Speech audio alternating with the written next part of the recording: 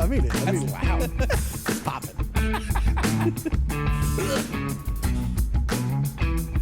Hey, welcome back to another episode of the Youth Ministry Booster Podcast. Hanging out with my buddy Ian between two hills. Between hill and the road, I don't know. There's a lot of inside joke in that There's scenario. so much. There has. Okay, hold on. Cut to camera 2. There has been so much pre-show for what I assume will be a 35-minute episode. Yeah. If I can manage the edit. I got to go lead sleep ministry after this. What are we talking about? It's Wednesday. It's a Christmas party. Ian, it's so good to have you with us. Man, we have talked about so much. Sorry, this is Ian Dunaway. Ian Dunaway, what's up, everybody? Yes, Ian hanging out with us today. Thank you so much, sir, for hanging out with us in the garage. Drove all the way from Owasso, Oklahoma. It's a long 30 minutes. Made that long drive down 169. So good to have you. Hanging out today. We're going to talk about youth ministry stuff. Dunaway, between a hill and a road. The Dun and the way. Is that for real? It is real. You fed me a line like it was real. Would never lie. We're all Irish, man. We're all like, Okay. I'm the tallest person in my family. So if you see me, I'm 5'9". Wow. But we're all like Strong. round, short, and bad tempers. And Ian is Gaelic for John. So it's just, my parents went all out, man. Yeah. They like a first, second, third Ian. Is that like? I mean, it feels like it. Yeah. But my mom was like, "Oh, it means God's gift." I was like, "No, I'll take it." Oh, it's nice. But Varkin, Vark. like, yeah. So it's actually Horkun. Horkun. It's some kind of Ukrainian that actually means sweet talker that we learned. So, we'll find out today. Back at you, my guy. Back at you. But yeah, no, it's we're talking all about youth ministry today, man. You've been my neighbor for years, and I didn't even know it. Just surprising. This is how ministry works. It's a small guild. Call your friends. Call your neighbors. One of the things that we like to talk about in youth ministry is the importance of having good friends, but also I think having wise voices. And so that's one of the things. So maybe good community. Because community can start without friends. It could. I know it's a buzzword. It's like leadership or like intentionality or whatever. Yeah. But the weight of it, I think, is that idea of having iron. Iron doesn't have to know iron before it sharpens. And there's that idea of getting community. It's gonna feel it. It's gonna feel it. You're gonna know. And probably some of the people you don't like being around are the people you need to be around. Well, the most. that's true. So. And I think the willingness to receive it. Yeah. Like that's one of those. Community is a buzzword.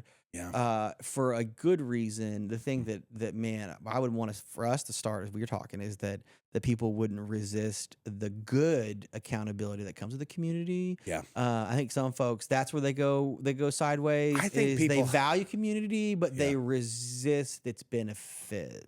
Well, I'm 100% with you. I think that we miss community. We only get half of it right because half of it's easy. Yeah. And I always see somebody post and I think John Wesley's great. I think all these things are great.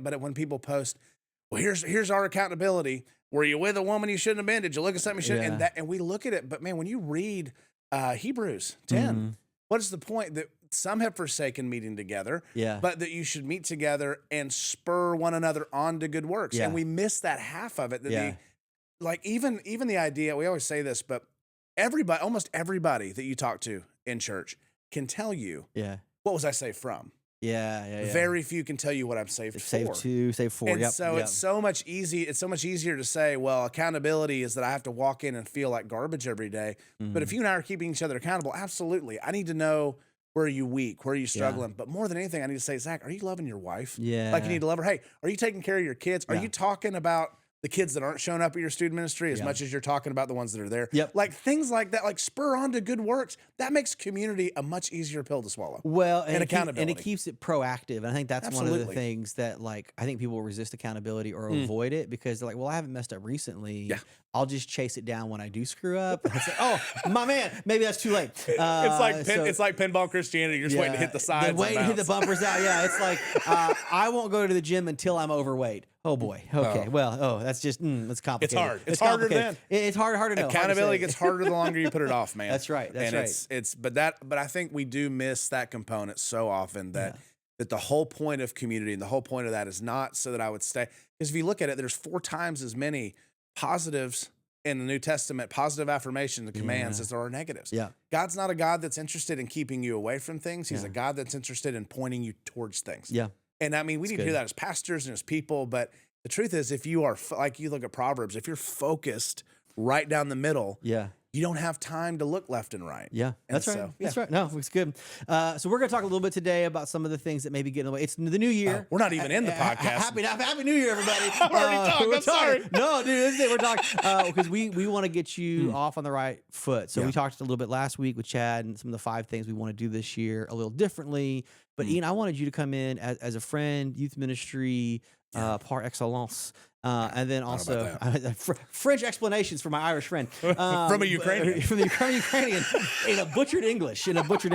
But I wanted to share maybe some coaching insight. I think there are folks. I believe we're in a sweet season of youth ministry of folks trying to figure out maybe what's next. I think we have weathered the recovery of a few years of post-COVID and now beginning to imagine again, dream a little bit again. And one of the things to think about is maybe some of the things that might be in the way. Right. I wanted to talk about in some of your work, some of your experience, what are some of the roadblocks that get in the way of, like, had a phone call just today with a youth minister that was like, man, I think I'm ready for the next thing. And I was like, what do you think that is? He's like, I have no idea. And I was like, what a beautiful sentiment. But again, an openness, an awareness, a willingness for the next thing, but really unsure what it is. Like, what are some of the things that in your work and doing stuff with G6 and with youth ministry leaders over the years that would be maybe a starting block for us? Yeah. Oh man, absolutely. So G6, man, our whole focus is resilient pastors, right?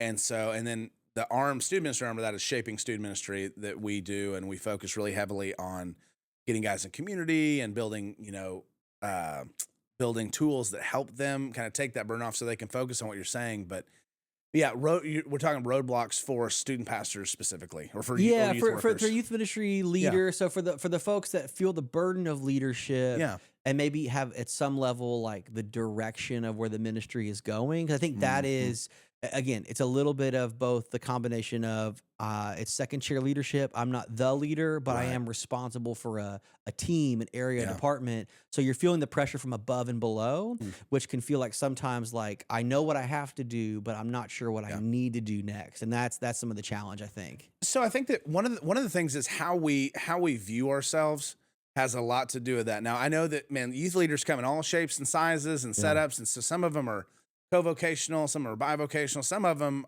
are not even in ministry fully. And so, but if you're looking at ministry and we're talking about something next, and you're saying, man, I'm in ministry, I want to move on, I want to go forward. You probably feel a lot like I did when I went into student ministry. I was like, man, I'm going to be a student pastor until it's creepy, and they kick me out. But God really, I hate this idea of stepping stone ministry. One of the things I heard that was really good was, and I don't think that there's necessarily you make better pastors out of student pastors, but there is a very unique incubator that is student ministry that it's very well equipped to build lead pastors out of, right? Okay. And if you take it from that idea, I believe Richard Kuiper or Abraham Kuiper talked a lot about it, that you need to view the ministry that you're looking at like a kingdom. And if you view what your kingdom and you believe that God is the one that expands it or contracts it, but that your job is to faithfully steward it, and you start saying, what I do here.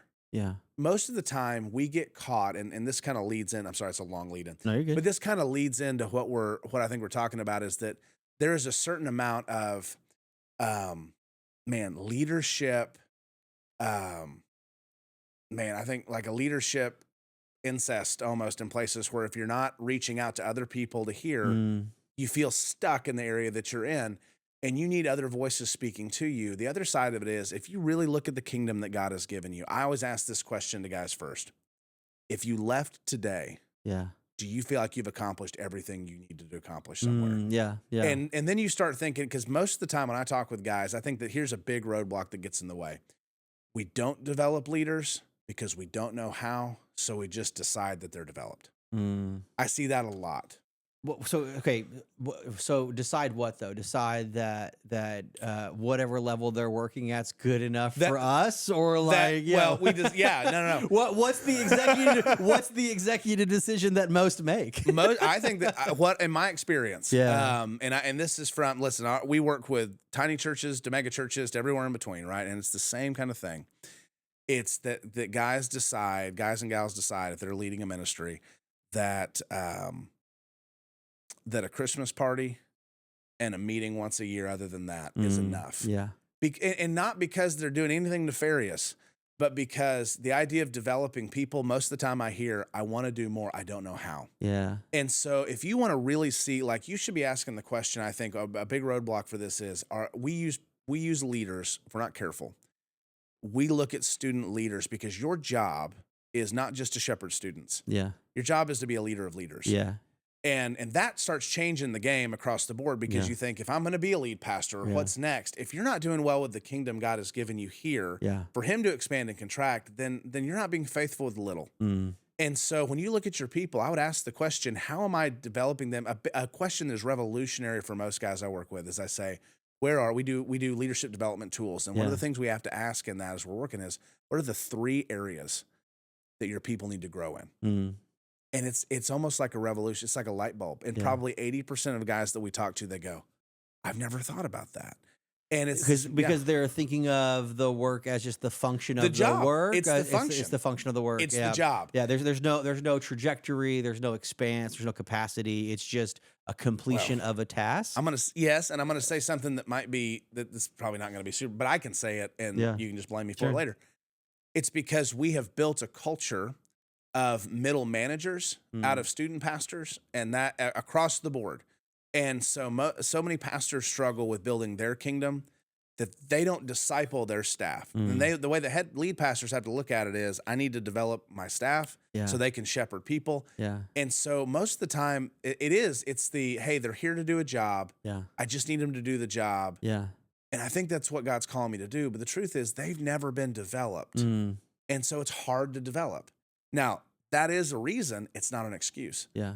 And so when we think about what is discipleship, even pouring into that problem, that if you go to most churches and ask, what's a disciple, you'll get as many different answers as you do people you ask the question. Sure. Well, because discipleship, like community, is a lovely word. And it's a word that, like a large envelope, you could fit a lot of other words into. And they all fit, they all work, it all sounds right. Okay, but I think that's the thing I want to get to, though, is the development thing. So level 0 to level 1 of youth ministry leadership is the grand exchange that the youth ministry leader, the youth pastor, is actually ministry leader to the adults that minister to students. Like it's the move from camp counselor to camp director. Like that's a paradigm shift. Absolutely. So that's a level shift. 1 development. Like what is that, as you're working with folks that maybe see that, what does it mean to be a developer of people as you see them as like part of the ministry? Like what are some of those things that, again, when people are asking the question, they're making the awareness, where do they get stuck? Help us break out of the Christmas party and the back to school meeting mentality. I think so much of it has to do with, one is that we don't treat our leaders, like you said, we don't treat our leaders like believers. And we don't, I think so often it feels, even if you're they're just like human resources. They are. And it's kind of like, well, you're here to do a function. Is that okay? Oh, that's great. Oh, okay, good. Storm rolling in, I guess. I was making sure we were aligned. Yeah. So no, but I think so much of the volunteer leadership and so much of that struggle with them is that we look at them as a person to do a job. We look at them as a job, not as a person. And so we treat leaders like batteries in a remote. Once we use them, we replace them. And we're okay with that. Got to have them. Got a drawer full of them. Yeah, need more of them. Yeah. Or you got to go find between the couch cushions, but you're pulling them out. Right. Well, or we do the thing where we borrow from the remote that we use less, for the remote use more. Hey. But here's my question. And the first question we have to start with, I think, is a good one to ask is, when my leaders leave this ministry, will they be better believers or will they be tired believers? And that's not a pipe dream. That's reality for us. And so what I think that I really do. So my dad, I think this is big. My dad always raised me. I don't know if your parents raised you this way, but mine did it on limericks. Like he would teach me limericks, and I'd remember things like he'd always say, if a job be great or small, do it well or not at all. And as a kid, I was like, I'll pick not at all. Yeah. One of the things though, wait, is this multiple choice? Is this a joke? What's the punchline? Can I pick C? Yeah. But here's the biggest one. It's a huge approach shift for most guys. And I see this on the Facebook groups. I see this in one of the conversations that I have. My dad told me something that absolutely shaped me from all the way from childhood into adulthood in the ministry. Methods are many. Principles are few. Methods always change. Principles never do. And when we look at this from a principled approach, you've got to ask this question. And every student ministry is unique. Every ministry is unique. Now, they have principles that are absolutely overarching. Yeah. But if you want to be a shepherd, I think that one of the biggest roadblocks is that we could probably switch out a student pastor's title with event planner. Yeah. Because that's the only standard they're given. Yep. You run this, you do dodgeball. Listen, if dodgeball was going to fix student ministry, it had done it 25 years ago and it was cool the first time. Yeah. And so it's just this idea of saying, or if changing the name of the thing that you were doing by another, a rose by Genesis a weekend. rose by any other name would be still stinks. What's the limerick there? Man, we could probably that one's for the after show. Yeah. But all that to say, when you look at your ministry, you need to ask this question from a principled standpoint.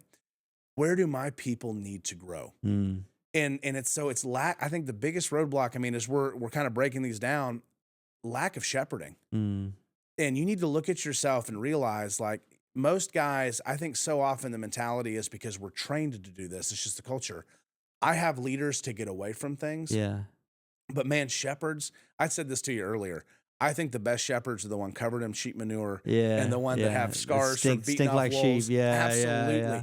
And so this idea that, I have guys that I'll ask the question, hey, where do you just need to ask the question, because I think that seeing problems is a spiritual gift. I think that what you do with it makes it a spiritual curse. Okay. And so you either have the chance to become critical or you have the chance to actually address a problem. Yeah.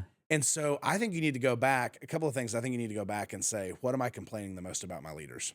Okay. And that's a really healthy check that I think for anybody right now, like what is the thing that you like to tell your spouse or your best friend as your favorite complaint about the people that you lead? And I think that is telling, man. That is a tell for sure. Yeah. Most of the time too, it's stuff like, it'll be things like, man, I just wish that they were better at leading. I wish they were better at leading discussion. I wish they spent more time with the students. Yes. I wish that they were doing. And then you start saying, okay, some of those things you shepherd by example. Yeah. So if you want them to spend more time with students, I have a rule. Show them the way. I have a rule with my leaders. I say, you're not allowed when you come to Wednesday night or you come to Sunday morning, you're not allowed to sit around by yourselves. You have to be with kids because this is their hour, not yours. Yeah. And we push that really hard, and we do that with kindness. Yeah. There's some things you can absolutely do. On the other side of it, then you have to ask the question, okay, do I complain because my people are passive aggressive and don't know how to say things? I mean, because listen, I know that you're probably only served at perfect churches. Sure. But there's just not a lot of them. It actually's made it so easy. That actually has been a real great thing. Yeah. I highly recommend it, actually. Well, maybe my advice to anybody listening is if you're at a perfect church, just leave, right? Because you're going to mess it up. Yeah, that's right. That's right. But people, listen, if Jeremiah said it, the heart is wicked beyond all understanding. Who can understand it? That's what we deal in. Yeah. And so part of not being discouraged is when you say, okay, like I'm going off a personal experience from a guy I talked with, and we were talking and he said, listen, my leaders, he started it negative because we all do. He said, my leaders are so young in their faith and they don't know how to lead a small group and they're not even reading God's word. And I don't think that they're leading well in their homes. And I said, okay, great. That's 3. Yeah. I said, now don't look at them as problems. Yeah. Look at them as growth areas, because here's the thing. We know this from serving with churches. The only really unhealthy church, the only terminally unhealthy church or ministry is the one that's not fighting to be healthy. Yeah. And you have to fight. There's so much corrective work that can be done for those that are willing to do the work. 100%. That is like, so whatever you feel about the situation that you're in, the pastor's leading you, if there is even an inkling of like we can see and name and try, things could be okay. Yeah. So we do that. And so like this idea, I said, okay, great. And so what we do, our leadership development is we have a team that's read about 10,000 books, which is crazy. I'm not on that team. Yeah. I read the books I need to read because I want to learn. I'm just not a vivacious reader alone. And, but I got to learn. So I do it. What we do is we custom curate 3 books for them. One book on each one of those areas. We break that down into videos. And then we say, because then the argument's going to be, well, nobody reads. Yeah. Well, then they're not getting the content. Well, then we don't discuss well because I know that. And so we break it down into videos and send it to him. So this guy he said, okay, now my leaders are going through a book that's teaching them practically how to lead a small group and ask good questions and be a good leader outside of church. Yeah. 2, they're going through Knowing God by J.I. Packer. Yeah. And he said, we're deepening their spiritual understanding and their level. And then 3, we're taking them through one of the most incredible discipleship books I've read called The Invested Life. And we're taking them through The Invested Life so that they not only understand that they need to be discipled, but what discipleship is, both theoretically and practically. And so he's finding areas to grow that would be a roadblock. And it was a roadblock until he starts having the conversation in a healthy community that says, hey, I'm not going to give you a method. Let me ask you the principle. Where are you growing your people? And then you don't have to be that's the thing. We've moved past the world of needing to be content creators. We need to be content curators. Yeah. And so we curating the best stuff, and you don't have to be, I think the other side of it is another roadblock in all of this is this idea that we overlook the process for perfection.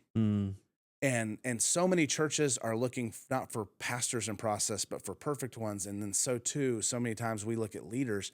I mean, I talked to a guy the other day that he hadn't started a small group ministry it's taken him 3 years to start a small group ministry. And I said, why? Yeah. I said, were you in a coma for 2.5 years? And I didn't say it like that, but I can say that. And I said, but why would you do that? And he said, well, I mean, and his response was just, well, the leaders just aren't where they need to be.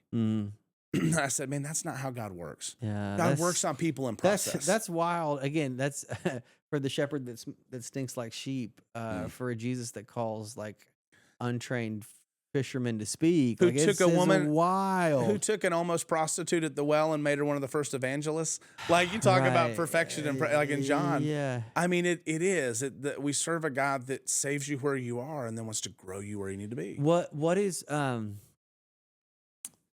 say more about why again, is it go back to a lack of development for themselves? I mean, what is the thing that holds? Is it a fear of control? Like what is at the heart of church leaders that would have folks that would be willing enough to volunteer of their time? And then is it just we've become so program minded that we aren't able to actually develop people, or what? What are the things what are we doing to get in the way of ourselves to be who God's called us to be? It's a great question. I think some of it has to do with shallow metrics. When we measure shallow things, or we measure temporal things, we have a temporal attitude. We get shallow results. Yeah, absolutely. Yeah. And so, if you really only need numbers, I mean, we said this earlier. I could throw an event called Free Beer and probably have 500 kids. Right? I mean, there's a way to get the whole high school there. Come on. There is. Yeah, you can do it. But you're not discipling them. And so there is a low standard there. But also, I mean, we're asking questions. You and I could talk, and we could both talk for days, right? But here's the biggest, it's a problem, and it's a problem because of a lack of priority. And so there's these we'll go back to two things. But one, we don't invest in our people the same way that we invest anywhere else in our life. So tell me this, if you're going to, like we tell them, everybody go get a college degree, go get a seminary degree. Yeah. That's an investment that you're making in yourself for future ministry. Yeah. But they're not doing that with leaders. So like we have our development and all that. I was talking to guys that had $1 million budgets. And I said, listen, you'll pay less than hot dogs to actually walk your leaders. And and we're teaching them not to go through a course, not to go through some type of pre-made plan, but to be leaders, self-feeders and readers and develop themselves too. And the statement is always the same. Well, I just don't have the money for it. Yeah. You mean you don't have $500 here? You don't have $1,000. You have that money because I've got guys that have 10 kids in their student ministry paying that investing. Money. Yep. And so the truth is, you will invest in what you value. Yeah. And we don't value what Jesus valued most of the time. If you value your sheep and you value your people, you want to develop them. But, and I hate to say this because it gets into all of us, even if we don't, because here's the other thing. This is the roadblock that leads to all that. Yeah. Is naming your priorities without living them out. Okay. Say a little more there, because I think that's one of the things. Did I hit a nerve? You hit a nerve because I've sat in enough church leader conferences. Yes. I'll leave it at conferences. I've sat in some church staffs. I'll take it further for you. Some conferences where folks have taken the stage with life suggestions that were not life practices. Absolutely. In a hope that the audience might be the test case for their proposed solution. So what is one of the things that you've what are some of the revealing priority things? Again, I go back Yeah. to you named it right. Right. I'm always a little bit nervous when I ask them, man, what are you reading and learning? And they're like, I'm good. I'm good. Like I haven't learned much recently. Or I'm like, what are the things that fill your time? It's one of the, and it's always like distraction based and not like growth. I think that yeah. I can say this on your podcast with certainty, and I can say without getting bleeped. The dirtiest phrase in all of Christianity. Yeah. You know what it is? I know I should, but. It is the dirtiest phrase in all of Christianity. Why? Because it tells you that you know God has told you to do something, but you've placed something else as a priority. Yeah. And that's what I hear. Yeah. You hear I don't know, but then you hear, well, I know I should, but, and that's what I hear with leader development. But to your point, I've served on church staffs, and I think even not even being the test case, we had a missions. I hate mission statements sometimes because they're so dumb. I love explaining why. I think everybody. One of the things we do in our cohorts is the first cohort. We have them read about 8 books over the year or watch videos over them. Yeah. And one of the first things we do is we have them read Start With Why by Simon Sinek. Yeah. Yeah. And so that you can explain, why do I do this and what am I doing? You know, why, what, and how. Yeah. Because I think why statements are better than mission statements. And that maybe seems like it's kind of... It's a little bit semantics, but I'm with you. But you know what I'm saying. But I think a lot of times mission statements are written as sentences, whereas why statements are responding to the question, which Absolutely is really right. helpful because I think sometimes a mission statement answers a question that nobody was asking. I think a lot of times it is. But to that point, you know, even the phrases, you need to ask the phrases in your culture, and you need to have a really open mind to hear the results. So I was at a church one time, big church. We were growing. We were doing a lot of stuff. I'm not an event-driven guy. I don't think that's good. I don't think that's healthy ministry overall. And that's a personal opinion, and I think it's backed well through ministry, but I think relational ministry is what we have to do. Well, but the problem is imagining outside of it. So we're going to come back to that. Yeah. We're going to come back to that. So that being said, I was at a church, though, that as we were growing, here's the statement we made. It wasn't even on the wall. We're a church of small groups. Small groups is our DNA. Small groups is our backbone. We had 15% of our churches in small groups. Yeah. Well, that's a real small backbone for a real big person. Tiny vertebrae. Yeah. Yeah. And or one church, I was at a church where, you know, the saying was, they quoted, I can't remember the theologian now, you'll know, who said the church exists for those outside of it. It's the only organization that exists for those outside of it. And so part of their statement was, we exist for those not yet here. But then they got angry and bothered when we brought a lot of people in. When new folks showed up, of course. Yeah. And so, and it was always how dare they disrupt the us with the they? Yeah. Well, and my thing is this: it's very in vogue to say we believe in leaders and we value leaders. Yeah. But if you really look at your ministry and all you're doing is 1 or 2 parties a year, or you're telling them a couple of things, that's not valuing them. Yeah. And so when you name a priority, but you're not living that priority out, and listen.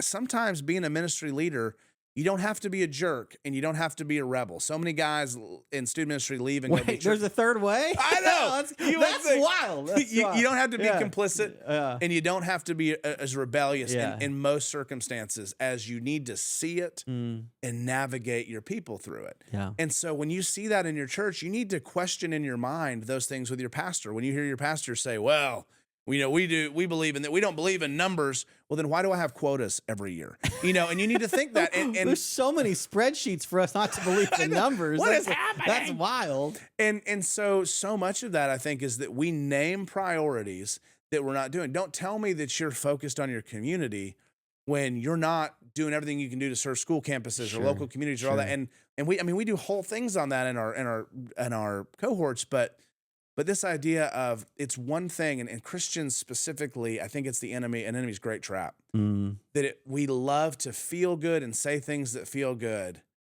and then not actually do them. Yeah.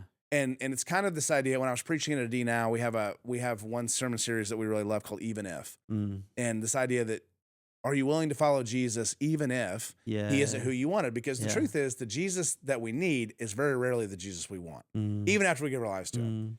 And so I won't even go into the context of the passage, but it's great. But one of the things that came out of that was, it's one thing for us to be Jesus-centered, and it's another thing to be Jesus-adjacent. And so many students in your ministry are Jesus-adjacent and not centered. And I would even say the same thing for mission. Yeah. It's one thing to be mission-driven. Yeah. But most guys and gals are struggling because they're mission adjacent. Yeah. But they're not going in the direction of being driven. Well, okay, so let's bring it back because that was one of the things that you shared. We talked in some of the pre-show stuff about events and relational youth ministry, which is the new relational youth ministry has come back in vogue after a few years of being dormant. Yeah. Sad thing is, Jesus loved it too. So I think we should just keep doing it. He loved it, but again, I think here's the rub for youth ministers. We are building towards relational youth ministry, but not ex nihilo. Like we have the burden of the history of the programs and the camps and the DNOWs. And so we're trying to exit in the same way that churches that are about small groups and community are trying to do that in 50-minute blocks on Sunday morning. Right. Like, hey, we're about community. We've only got 14 more minutes before we wrap this baby up. Yeah. Is the thought of the notion that like we may have to blow up a little bit, not just our aspirational hope, absolutely, but some of our design intent. Again, under the burden of not being in charge, but being responsible too. So what are some of the things that you've encouraged and equipped? Because again, it starts with a mind shift. Right. I do think we have to set our mind differently to the work that we're about, but also we have to lead differently and design differently. What are some of the roadblocks of our own best hopes or plans or programs that get in the way? Because developing leaders, everybody that's going to hear this is like, yep, I need to do more of that. But Ian, who has the time? I agree with what you're saying. I know I should. I can't add more to my plate. Where how do I get more? Where am I supposed to fit that into my week? My week's already accounted for. So So to that point, and I'm not saying everybody can do this. So you need to hear. I mean, you've got to do what you can do. Yeah. Within this, you need to start one communicating the why. Here's the worst thing about pastors, and this is what we know from serving lead pastors all the way down to any pastor that connects to us. So no matter where you're at on the org chart, we work with them. And so much of the struggle that there is saying, man, I'm stuck in this system. How do I move out of it? And so for student pastors specifically, I know that you're not always in the system, but here's what's funny. Pastors burn out, and the people, we spend our lives trying to help other people. Yeah.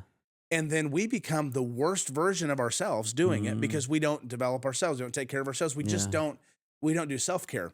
And in the midst of all giving out of the husk of ourselves. Yeah. Well, that's one of the funny things is I can watch a student pastor set and counsel and love a student for the gospel. Yeah. And then watch them be an absolute tool to somebody, to an adult or to a pastor. And then I hear about this conversation I'm having with a pastor and I go, why would you ever say that? You would never tell a student to do that. And the reason is because we're exhausted. So if you can step back for a minute, one, there's 3 principles I've always built student ministry on. Yeah. And I wrote and released an ebook for it. It was like a pamphlet kind of ebook, but I sent it it was helpful to a lot of people. But there's 3 principles. And it comes from Jesus when he says, the harvest is many, but the workers are few. But before that, he is walking through the towns and villages, and he's healing. He has compassion on the people, and he sees them. His heart is so moved. Yeah. And you need to, you don't need to go and word vomit. Yeah. If you're looking at it, you need to evaluate your week. Sometimes we're just wasting a lot of time and we're not paying attention. Evaluate your week. I will argue this until I die. There is no system that exists that you cannot tweak to be more relational.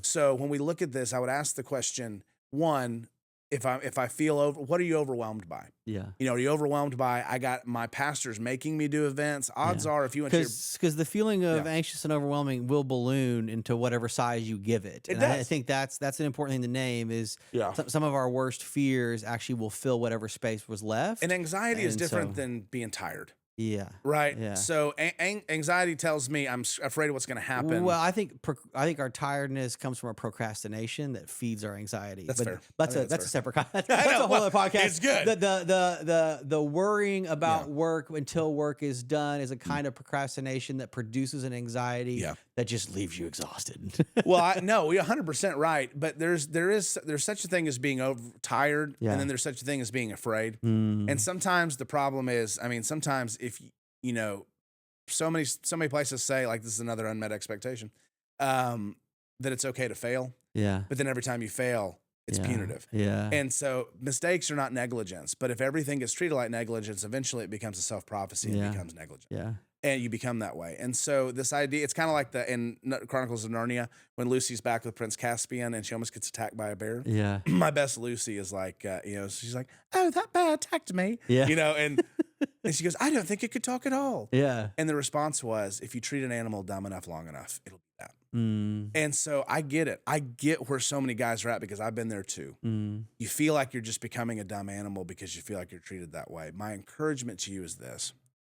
One, if you're told you have to keep doing a lot of things the same way, we can tweak. You need to tweak how relational it is. And what I mean by that is, if you say, I've only got Sundays and Wednesdays, then you need to start up front loading with leaders and start assigning students to leaders to follow up with and to connect. You need to pour into them. You need to take your hands off of a lot of things because there's going to be students that don't like you and students that you don't like. And that's okay. Yeah. Yeah. But what's not okay is to leave them in the cold because there's always a leader that's going to be able to connect with them. And you need to be okay to not be everything that exists. Being all things to all people doesn't mean that you can absolutely be the person that makes every connection. So start building systems, not to make more systems, but so that you can walk quietly through Wednesday night when kids are there and talk with them and you're not rushing. So that Sunday mornings you're setting in on groups and hanging out and connecting with your kids. Not covering every single hole that needs to be filled. Yeah. Recruiting leaders is key, but I'm going to tell you, we're in the age of millennials, and I wish I had the study. I can't remember if it was the U.S. Department of Labor, but it was a secular study that said millennials right now are 80% more likely to stay somewhere for 5 years or more, stay somewhere long term, if they will just invest in them more than what their job training is. And so one of those things is, if your leaders don't like, I have this policy of use me and abuse me when I go to a D now. I just want you to, if I can pour into your leaders, let me do it. If I'm here for the weekend, fill my time. I'm here. I want to hang out with students. But I remember I was in tears. I don't usually, until I had kids, by the way, which is the best thing ever. Until I had kids, I didn't know I had tear ducts. And so God has really overwhelmed, because I usually got angry. Anger's a cheap emotion. It can be good, but it's easy to pour everything into. When you can grieve or when you can feel things deeply, it's a good thing. And I remember I was doing a leader training, and I was going to do a D now, and this guy wanted me to do leaders on Saturday afternoon. And everything in me, and everything in my traditional church was like, okay, I'm going to tell them 8 reasons why they're terrible. I'm going to tell them 7 reasons why they can get better. And I'm going to tell them, and I'm going to encourage them. And I was listening to the song, Carbon Ribs by John Martin McMillan. And it's about Mephibosheth, essentially. And my heart, I just started tearing up. And I realized those leaders in the midst of their weekend did not need to hear, and I wouldn't tell them that they were terrible, but they did not hear how they needed to get better. They needed to have life breathed into them, and they needed to be encouraged. And so I walked through the story of Mephibosheth with them, and I said, I need you guys to understand something. You might feel like you are nailing your head against the ground constantly with these kids, but everything you do, you're inviting cripples to the table, and that you were a cripple to the table too. And what you do here makes a difference when a kid goes crazy. And to be able to do that idea. And so when we talk about developing leaders, you're not developing just skill set. You've got to develop a believer who knows that they're loved and cared for. You need to be okay when there are leaders that are more popular with you with kids, because that means you're doing a great job. Even head pastors don't see that. They get insecure a lot of times with people doing well, but it makes you better. And so much of these roadblocks, I think that they're self-induced, because we're just not used. It's uncomfortable to be developed, and it's uncomfortable to develop. And we haven't seen it a lot. And so I think there's a large portion of that. And there's a real tension too, that I think sometimes, especially in youth ministry, if you do get some really good leaders, they're probably older than you. And it's hard to be a developer of people. It is difficult. When they're older than you, they feel like, well, they probably just know what to do. But there is something to not be mistaken about. You are at a level of, like, you've been picked, hired, chosen, elevated to not be the end all or expert, but enabler, curator of what's next. Well, absolutely. I had a leader who told me the same thing, and his wasn't even that they know enough to do anyway.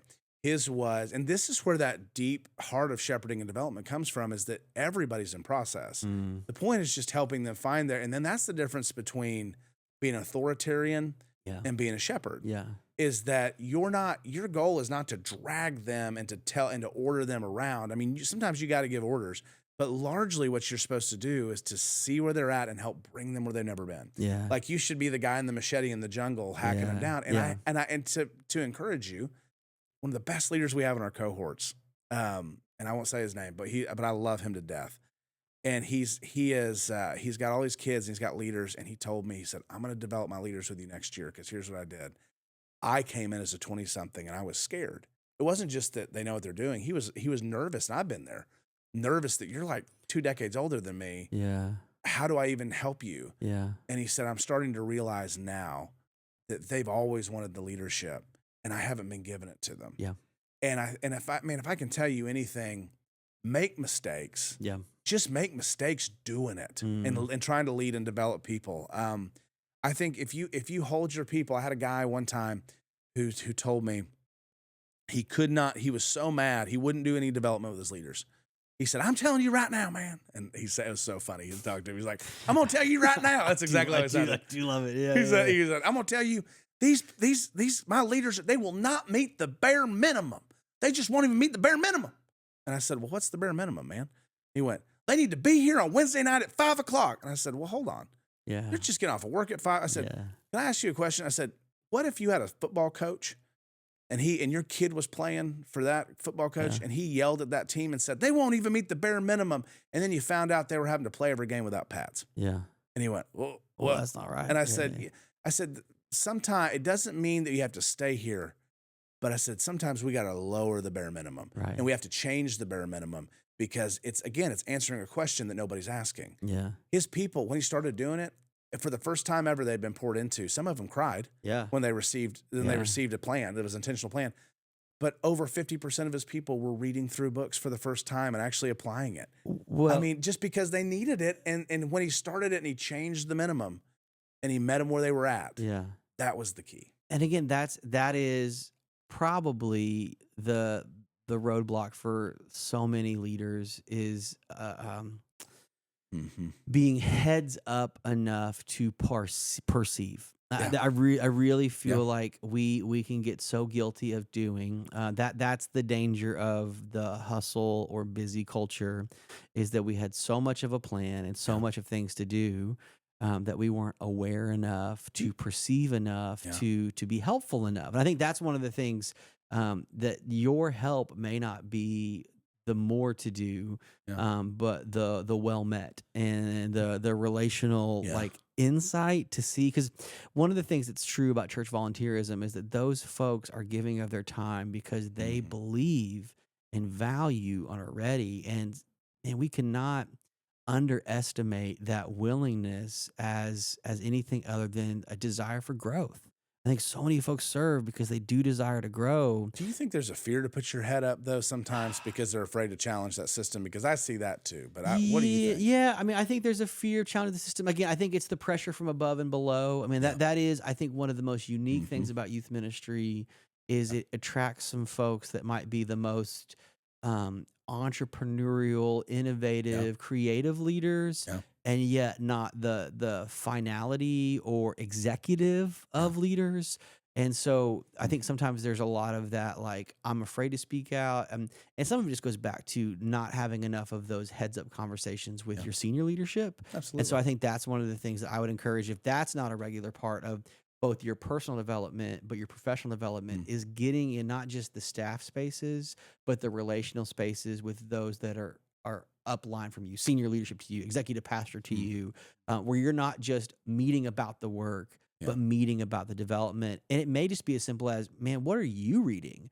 How are you learning? How are you growing? Because that's a great start for gauging where they're at. I think a perceptive leader can see up and see down. Yeah. I think, though, too, I think to that point, this is why you're right, the heads up side. I'll tell you what, I wasted most of my time in almost 20 years of student ministry. The one thing I wasted the most time on was worry.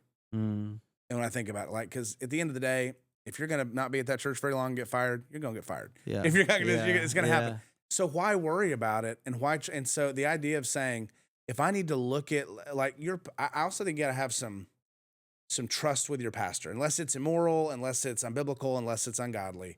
and it's not making mountains out of molehills, right? You need to be able to think, okay, I want to be supported one day. I want my leaders to support me. So I want to support him here. But I also know that odds are this is a generations long problem of development. He might be in that place too. And sometimes you get to help shepherd from below that pastor. But I think that it would be a big deal for us to sit down, especially during this January season. Yeah. And to say, it's a great time to do this. It's so a great time to do this. It's going to do it in December, January. Everybody's reading a new book in January because they committed to that in the gym. They did. The first 5 minutes, 5 chapters done. That's fine. But it's hey, we'll start there. But I would tell you that 3 chapters is a third of a book in most places. Yeah. Fair enough. Listen, I'm the worst for that. I remember going like 52 books a year, and then I was like a book in. I was like, oh, that's a lot of books. Are you the friend that's like, listen, man, you don't have to commit to the whole book. A book is a friendship, and you can break it off whenever you need to. Whenever you're done with it, you can just break it off. Oh yeah, books are relationships, man. You need to end them before they end you. That's it. Yeah, I did not think. I will say. Audiobooks. Have you dumped some books? You've dumped some books. Yeah, you're like, some books are terrible, man.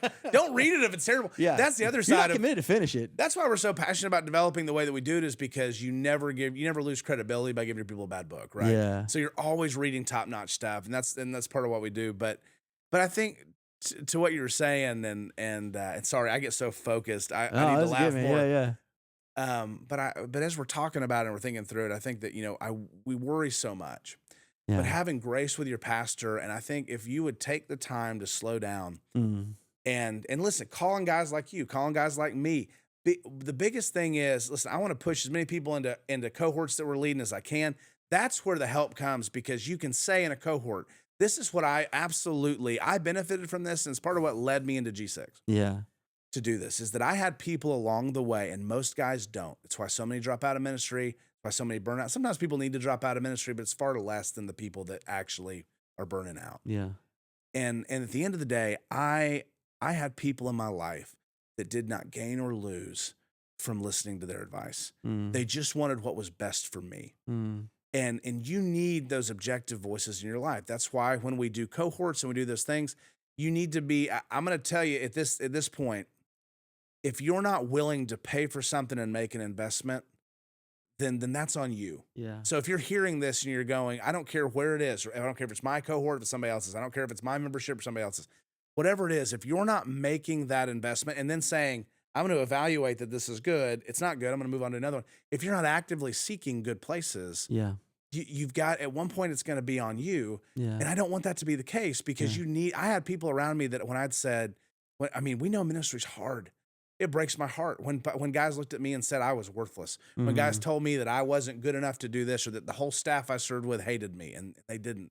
Guys that were broken too, but I was 20-something or 30-something, and I'm still 30-something, and I hear those voices in my head. I had people that I could go back to and say, this is breaking my heart. Yeah. What do I do? Yeah. And they would tell me, you're not that. This is not a good place for you. Or I'd say, can I rethink? I wanted a place that I could rethink and write a ministry plan without my pastor seeing it. And then I could go present it to him without it being word salad. Yeah. And places like that are indispensable, because why do we think that community is relegated just to the body as attenders? We're supposed to shepherd in community. Yeah. We grow in community. We learn in community. And the number of guys that I've had that go, oh my gosh, I've never thought about that. Oh, this is huge. Or we talk about budgeting. Like, budgeting is the biggest, I think, one of the biggest traps for student pastors, because very few people teach you how to do it. Right. Like, you and I'd be out of business if head pastors said, and I pray for that day. I pray God puts us all out of business, because we'll be in a great place. Because when head pastors would say, I'm going to get you, I'm going to develop you into who God made you to be, and I want to teach you everything I know, and I'm okay when you push back or it doesn't work. Yeah. If that would happen, everything would change. But as it is, you have people now around you, you're listening to people right now who absolutely do that for you, because the truth is the world is broken, and that brokenness didn't stop at the church door. Yeah. Things are just not ever going to be perfect. And so when we talk about all this, if you have low standards for your leaders, or no standards other than signing a covenant and making sure that they don't look at porn or something like that, that's not a ministry that's going to thrive long term. that's a ministry that's trying to get out of things, not do things. Yeah. When you talk about, if you're not looking at your people saying, God, where do you want me to lead and shepherd these people? A shepherd's job is not just to fight off wolves; it's to help his sheep feed. Yeah. Yeah. And so if you're not helping them feed, right? If you're looking at your budget and going, I don't know, 10% of my budget seems like a lot to waste on leaders. Yeah. No, it's not. Yeah. If you get rid of whatever you can, and the other side of it is the 3 principles I think are so important that we got lost on because we're both good rabbit trailers. Find your ministry, no matter what ministry you're in. Stop trying. We try and change the wall color when our foundation's cracked. Yeah. And you can look at it, and the 3 things that we go into depth on this, and I'm happy to share it with you. Yeah. But this ebook that we have, it's find, engage, and connect. Yeah. Jesus did this. And when Jesus walks from healing people to then telling his disciples, the harvest is plentiful, but the workers are few. Yeah. So lead the way. And we look at that and we go, oh yeah, that's a great passage. But the ramifications of that are how often do you have people around you to help you be self-aware? Are you complaining about the kids that didn't show up to the kids that did, and then they feel like worthless and you're not even able to build relationships with them? Yeah. But like you talk about this. I love where you set it up. We have this situation where we say, well, my ministry's not built to be relational. Well, are there not people there? Yeah. It absolutely is. Yeah. My dad was a relational salesman. He couldn't sell ice to an Eskimo. What he could do was that he knew that banks, he sold bank equipment. Banks eventually bought from him after months because they knew every Tuesday he'd be there. Yeah. And every Wednesday kids are going to be there. And you know what? Go after the ones that didn't show up after. But when you've got those, you say, well, I don't have a relational setup. It's all event driven. I'm sorry, but you've got 2 days a week at least. You got 52 options. To start from there. 104 options, really. Yeah. To start connecting with kids. And so learn their names. The truth is, the difference between being seen or being found and not is usually just being seen. No student should ever come into your ministry and not be seen and not hear their name.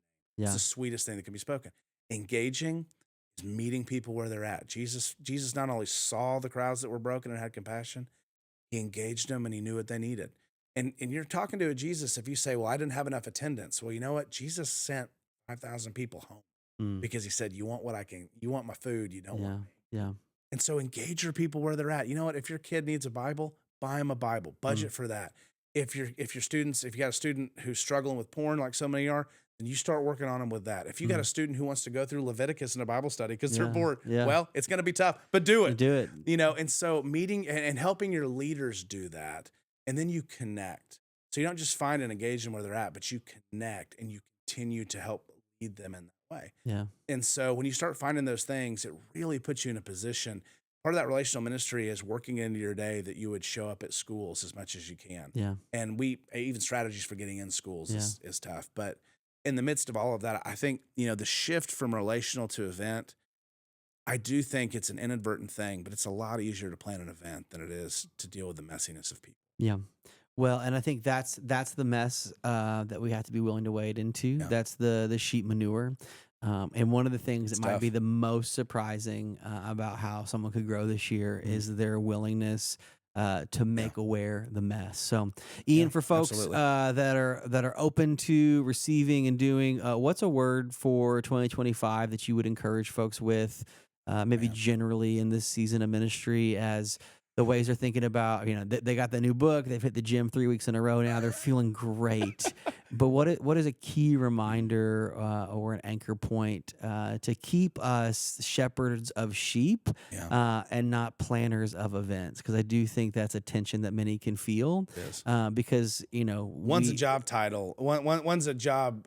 One is a job that we have to pay. We do have to do, right? Yeah. One comes with the job, but it can't be the job, right? I'm sorry, I was bouncing around there. I've had a lot of coffee. Was it quite a limerick?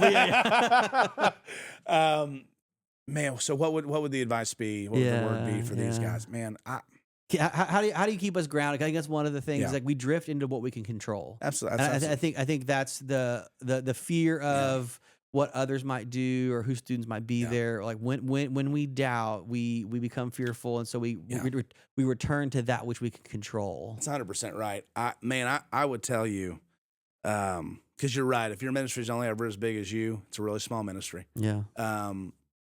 man, but I can control it. I know, but you can control it.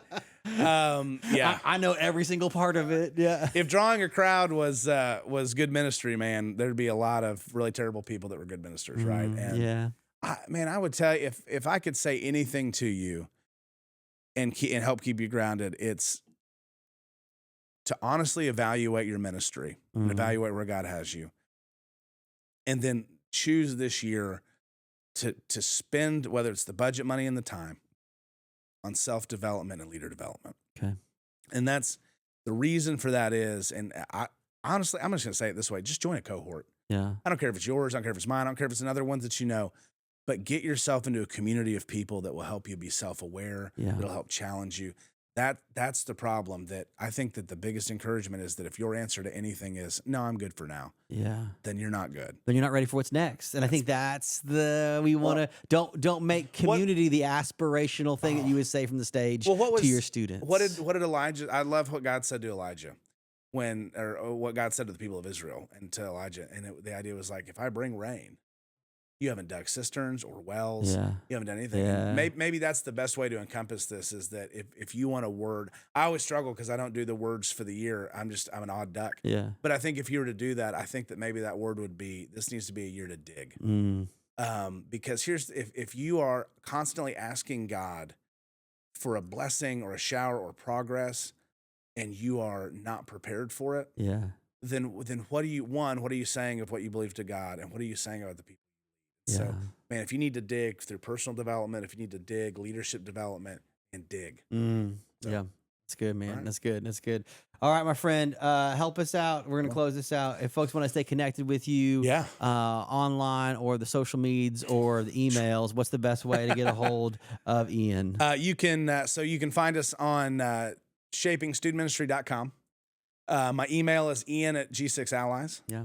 And honestly, my cell phone, I don't even care to give out my cell phone. Wow. So, well, hold on. You can put that later, but I'm not going to do it. I don't know how you guys roll. But I would say, let's not get you doxxed here for everybody else. But I would podcast as well, right? Absolutely. Shaping Student Ministry podcast. So if you go to Shaping Student Ministry, if you go to shapingstudentministry.com, you'll see everything that we do. Yeah. It's all there up on top. But you can check us out on the podcast, which we hopefully will have you on as well. I love that. Yeah. But man, you can catch us on our podcast, catch us online. But you can absolutely always reach out and email ian@g6allies.com. I'd love for your church, too, as a whole, because we serve churches as a whole, to check out g6allies.com. Love it, man. So, thank you so much. Dude, thank you so much for being here. It's an honor to be here, dude, it's so good to have you this week. I don't know how you're wearing that hat because I'd be sweating to death. It's still a little cold outside. It's impressive. A little cold outside. We did it. 57 minutes in, we did it. Yeah. All right. Snap. Good.